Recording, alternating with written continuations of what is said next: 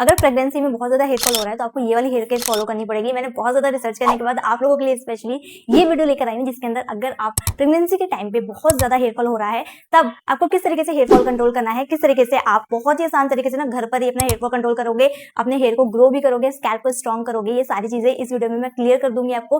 पहली बात कि अगर आपका हेयर फॉल हो रहा है तो ये तो नॉर्मल है, क्योंकि इस टाइम हेयर फॉल होना बहुत ज्यादा कॉमन होता है।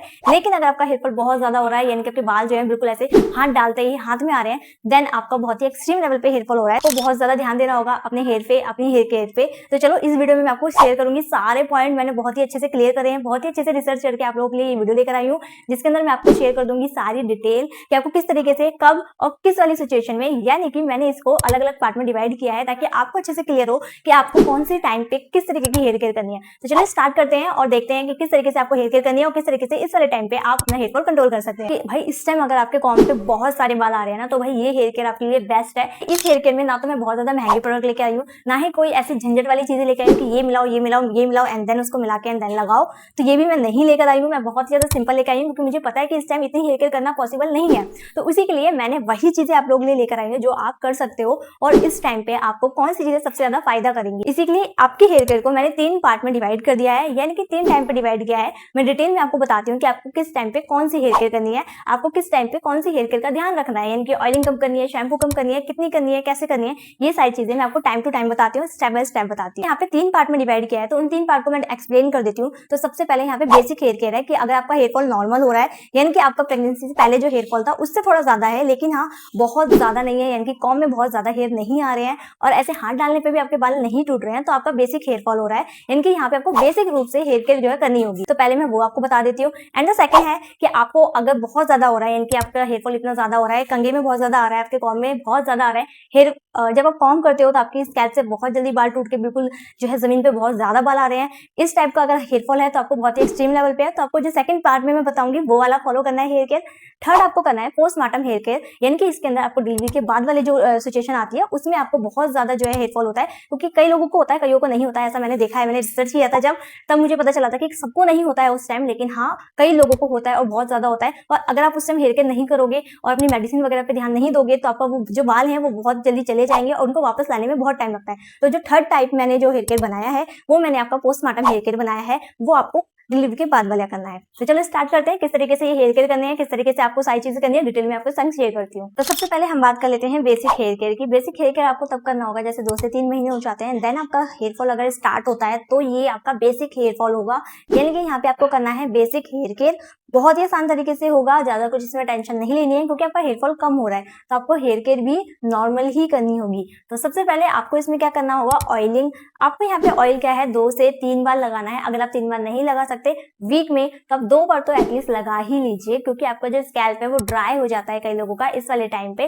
तो आपको क्या है अपने स्कैल्प को मॉइस्चराइज करके रखना है, अच्छे से उसे नरिश करना है, जिससे आपके बाल जो है वो ऑयली रहे थोड़े। अगर वो थोड़े से भी फ्रिजी और ड्राई हो जाएंगे तो हेयर फॉल ज्यादा होगा, वो बीच में से टूटेंगे, जिससे आपका हेयर फॉल होने के चांसेस और ज्यादा बढ़ जाएंगे। यानी कि स्कैल्प से तो हेयर फॉल होगा ही, साथ में आपका जो है बीच से यानी कि ब्रेकेज जब हो जाता है वहां से भी आपका हेयर फॉल होने लगेगा। तो आपको ऑयलिंग बहुत ज्यादा जरूरी है। आपका ये बेसिक, आपको बहुत ही ज्यादा लाइट ऑयल यूज करना है, बहुत ही ज्यादा हार्ड नहीं करना है। अगर आपके स्कैल्प पे कोई भी एलर्जी हो रही है कोई ऑयल को लगाने के बाद, तो उसको प्लीज बंद कर देना और बहुत ही ज्यादा लाइट ऑयल यूज करना है। और उसी के साथ साथ आपको क्या करना है, 5 से 10 मिनट के लिए आपको मसाज कर लेनी है। बहुत अच्छा लगता है, इस टाइम पे रिलैक्स हो जाता है माइंड, बिल्कुल बॉडी भी रिलैक्स हो जाती है। आराम कीजिए, आराम से इसको लगाइए और बिल्कुल मसाज आराम से करिए। सेकंड चीज है हमारी यहाँ पे शैम्पू। शैम्पू आपको यहाँ पे 2 बार यूज करना है। वैसे देखा जाए जितनी बार भी आप ऑयल यूज करोगे देन आपको शैम्पू भी अप्लाई करना ही पड़ेगा, क्योंकि आपको हेयर वॉश करना होता है। तो यहाँ पे शैम्पू भी आपको बहुत ही ज्यादा कम लेना होगा, जिस तरीके से मैंने ऑयल बताया है। ऑयल जितना जरूरी है और शैम्पू हमें उतना ही कम यूज करना जरूरी है।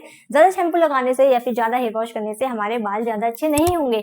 हमारे बाल अच्छे होंगे जब हम एक अच्छी क्वांटिटी में, जितने हमारे बालों को जरूरत है उतनी ही क्वांटिटी में अगर हम प्रोडक्ट को उनको देंगे तब वो अच्छे होते हैं, ना कि ज्यादा प्रोडक्ट लगाने से। तो आपको क्या करना है, एक माइल्ड शैम्पू लेना है जो बहुत ही ज्यादा हल्का होता है। जैसे मैंने लाइट ऑयल की बात की थी, वैसे ही मैं यहाँ पे बता रही हूँ कि आपको बहुत ही ज्यादा माइल्ड शैम्पू लेना है, यानी कि जो आपके स्कैल्प के लिए बहुत ही आराम से इजी तरीके से क्लीन कर दे, ना कि कोई बहुत ज्यादा हार्ड लेना है। अगर आपके पास यहाँ पर कोई भी माइल्ड शैम्पू नहीं है, अब आपको नहीं पता कि मुझे कौन सा शैम्पू लेना है कौन सा नहीं लेना, तो आप क्या कर सकते हैं, यहाँ पे होममेड शैम्पू बना सकते हैं या फिर कोई भी हर्बल शैम्पू आप ऑनलाइन मंगा सकते हैं जो आपको कंफर्टेबल हो, जो आपके लिए सही हो। आप या तो आप उसको यूज करते हो, पहले से आपने कभी यूज किया हो, तब भी आप उसको मंगा सकते हैं, या फिर आप मेरी भी एक होम रेमेडी है वो देख सकते हैं जिसमें मैंने होममेड जो है शैम्पू बना के दिखाया है, आप उसको भी अप्लाई कर सकते हैं। वो भी मैंने बहुत ही ज्यादा हल्का शैम्पू है, बहुत ज्यादा हार्ड चीजें मैंने उसमें नहीं यूज करी है। उस वीडियो का लिंक मैं डिस्क्रिप्शन में दे दूंगी, तो जाके वो भी देख लेना, बहुत आसानी से बन जाएगा। या तो आप हर्बल ले लो या होममेड ले लो या फिर आप माइल्ड शैम्पू ले लो। ओके, तो यहाँ पे ऑयलिंग और शैम्पू की मैंने आपको बता दिया किस तरीके से करना। तो नेक्स्ट पॉइंट है हमारा कंडीशनर। अगर आपके बाल कंडीशनर मांग रहे हैं, उनको जरूरत है, तभी उनको देना, अदरवाइज देने की कोई जरूरत नहीं है। अगर आपके बाल पहले से नरिश हैं, मॉइस्चराइज हैं, आपको बिल्कुल भी कंडीशनर की कोई जरूरत नहीं लग रही है, तो कंडीशनर लगाना जरूरी नहीं है, आप स्किप कर सकते हैं। नेक्स्ट पॉइंट है बेसिक हेयर केयर में हीट को अवॉइड करना है, और आपको कोई भी ऐसा हेयर स्टाइल नहीं बनाना है जिसमें आप बहुत ज्यादा हीट यूज करो, या फिर आप बहुत ज्यादा हेयर स्टाइल टाइट वाला बनाओ, बहुत ही कर्ल बना रहे हो, ऐसा कुछ भी नहीं करना है। आपको अपने बालों को बहुत ही ज्यादा रिलैक्स रखना है, आराम से रखना है। आप क्या करो, ओपन हेयर स्टाइल बना लो, या फिर कोई भी आप जो हीटलेस कर्लर आते हैं आप उनका यूज कर सकते हो अपने हेयर को स्टाइल देने के लिए। तो अवॉइड करना है आपको हीट के लिए बहुत ज्यादा, क्योंकि आपके बाल वैसे भी अंदर से जो है वीक हो रहे हैं, और आप उन्हें बाहर से भी अगर वीक करोगे डेफिनेटली उनका हेयर केयर जितनी भी आप ज्यादा कर लो वो कहीं ना कहीं जाके टूट ही जाएंगे, और वो बाल फिर से ग्रो होने में बहुत टाइम लगता है, बहुत मेहनत लगती है। तो पहले ही आपको ये सब ध्यान देना होगा। नेक्स्ट पॉइंट आपका हेयर स्टाइल, जो मैंने आपको अभी बताया कि आप ओपन हेयर स्टाइल बना लो, बन बना लो, ब्रीड बना लो। वैसे अगर आप घर पर हो तो ऐसे हेयर स्टाइल बनाओ जिसमें आप कंफर्टेबल हो, आपके बाल कंफर्टेबल हो। जैसे कि आपको ब्रीड बनानी है एंड देन नीचे से उसको फोल्ड कर लेना है। ये बहुत ही ज्यादा बेसिक होता है अपने हेयर को सेव करने के लिए, मैं भी इसी को फॉलो करती हूँ। तो आपको क्या करना है, अपनी ब्रीड बनानी है एंड देन उसको नीचे से फोल्ड कर लेना है। या फिर अगर आप घर पर हो तो आप बन बना सकते हो। कई लोग बन बनाने के बाद उनको हेडेक होता है, तो ब्रीड बना लो, या फिर आप अपने अगर आपके बाल छोटे हैं तो आप उन्हें ओपन भी छोड़ सकते हैं। तो ये बहुत ही ज्यादा इजी रहता है अपने बालों को हेयर स्टाइल करना और उनको सेव करना।